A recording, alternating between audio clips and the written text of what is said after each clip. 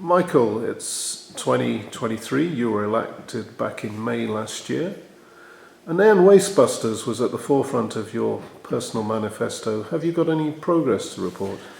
Yes, we're moving forward and all the stakeholders and processes are now in place. We have a plan for the way ahead. Highland Council, which is the lead agency of this project, and I would take this opportunity to give my appreciation to Highland Council officers and councillors for the way they have embraced the Nairn Waste Busters project.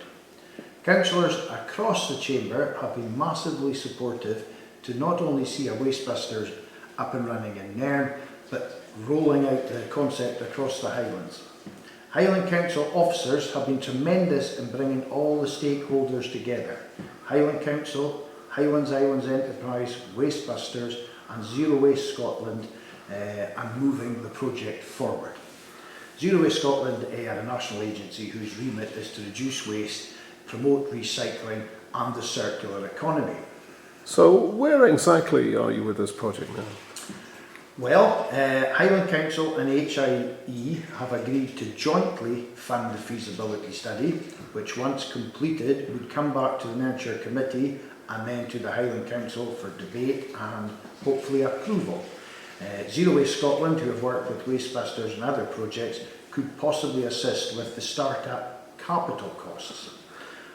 I would just say this is going really well, this project. It's amazing what you can achieve when everyone is working together. Food for thought for some, I would suggest. And greater community involvement in the Common Good Fund, that was another one of your aims. Again, any progress? Absolutely. Draft proposal, the document has been prepared. This is currently with Highland Council, the legal department. This will be coming to the Nurture Committee on January the 22nd. Now, it's not appropriate that I give specifics or detail ahead of the proposals going to the Nurture Committee.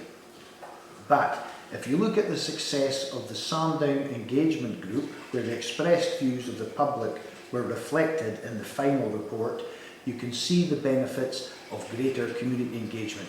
Engagement that reflects the views of all the people of Nairn. Unfortunately, there are statutory hurdles here, aren't there? I mean, you can't have the radical change that some people would like to see with the Common Good Fund in Nairn. Absolutely. You can only play with the cards that you're dealt. And there are statutory restrictions on what we can do, and people know this.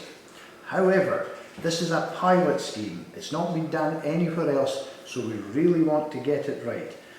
Starting at the Nurture Committee on January the 23rd. In 2017, your proposals from the Harbour Users Group were adopted by the Council, and then, unfortunately, the electoral tide went out on you, didn't it? Yes, it certainly did, and thank you for reminding me of that.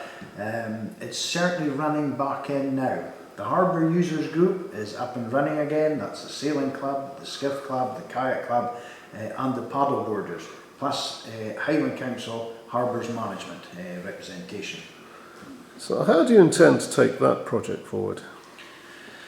Well, I draw my inspiration from the Skye and Rassay Future Report, a report that lays out the ambitions and priorities for the communities of Skye and Rassay. Part of that report outlines the Skye team's 60 million, yes, I'll say that again, 60 million proposal for the redevelopment of Portree Harbour. And I wish the Skye team well with the 60 million application submitted to the UK Levelling Up Fund from the harbour redevelopment.